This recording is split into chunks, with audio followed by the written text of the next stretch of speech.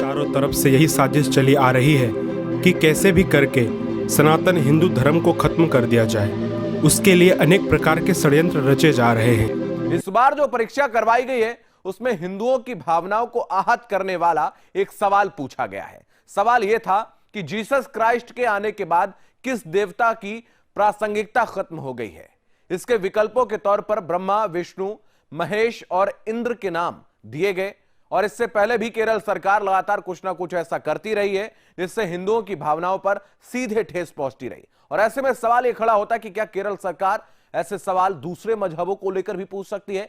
यह बड़ा सवाल है, इस पर हम चर्चा करेंगे। और यह सवाल आप देख सकते हैं कि जीसस क्राइस्ट को आखिर हिंदू धर्म से ऊपर रखा गया है, क्यों तुलनात्मक रूप से इसको दिखाया गया, यह बड़ा सवाल है। विकल्पों के तौर पर ब्रह्मा, विष्णु, महेश यानी कि शंकर भगवान और उसके अलावा इंद्र का नाम भी दिया गया है। हिंदू धर्म का अपमान व हिंदू धर्म के प्रति नफरत फैलाने वाले व हिंदू धर्म को नीचा दिखाने में अगर सबसे बड़ा रोल है तो वह बॉलीवुड का रहा है। ये लोग ऐसी फिल्में बनाते हैं जिससे हिंदू देवी देवताओं, साधु संतों, ब्राह्मणों, पर्व त्योहारों और मंदिरों, आश्रमों आदि पर गलत फिल्में दिखाकर जनता को गुमराह करते हैं और बताते हैं कि सारी बुराइयां सनातन हिंदू धर्म में ही हैं। लेकिन उससे उलट चर्चों में पादरी क्या करते हैं, मस्जिदों में मौलाना क्या करते हैं, इस पर नहीं दिखाते हैं, क्योंकि इनको पता है कि ऐसा करने पर कमलेश तिवारी की तरह हत्या हो जाएगी और हिंदू समाज सहिष्णु है तो सोशल मीडिया पर थोड़ा हल्ला करके चुप हो जाएंगे। अभी कुछ हिंदुओं में जागरूकता आई है, लेकिन सभी को जागना होगा और बॉलीवुड की इस हिंदू विरोधी रवैये को उखाड़ कर फेंकना होगा, नहीं तो ये लोग दीमक की तरह हमारी संस्कृति को खा रहे हैं।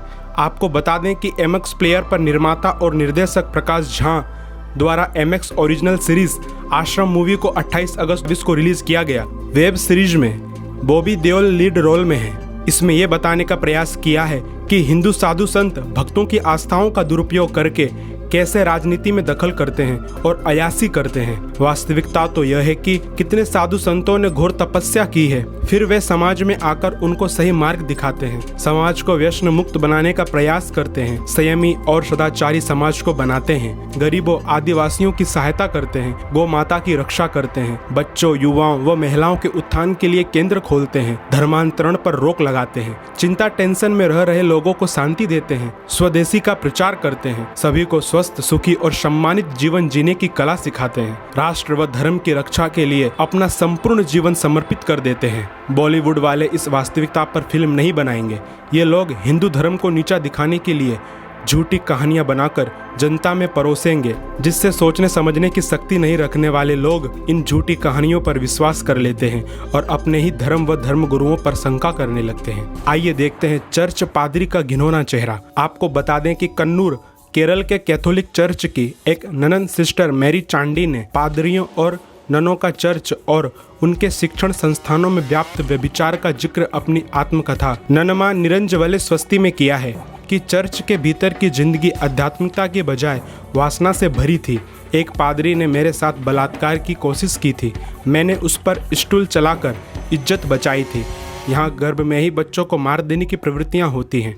सान डियोग चर्च के अधिकारियों ने पादरियों के द्वारा किए गए बलात्कार, यौन शोषण आदि के 140 से अधिक अपराधों के मामलों को निपटाने के लिए 9.5 करोड़ डॉलर अर्थात $9.5 करोड़ चुकाने का ऑफर किया था।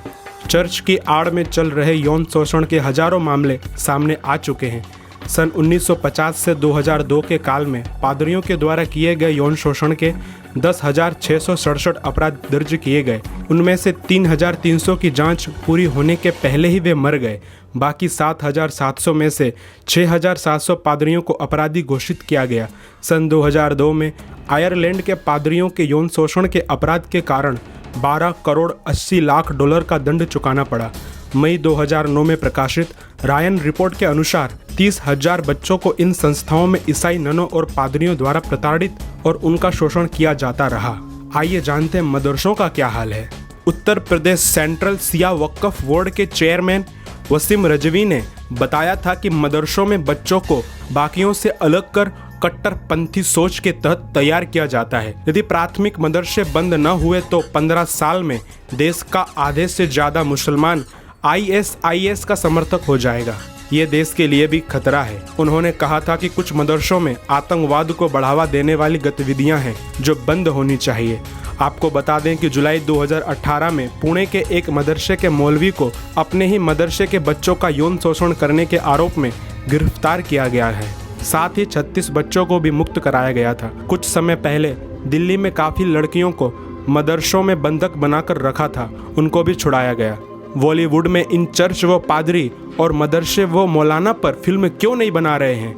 इनको सिर्फ साधु संत में ही गलती क्यों दिखाई देती है? साधु संतों की हत्या और झूठे केस बनाकर जेल भेजने के षड्यंत्र वाली फिल्में बॉलीवुड वाले क्यों नहीं बनाते हैं? सभी सनातनियों से निवेदन है कि हिंदू विरोधी फिल्मों को नहीं देखें।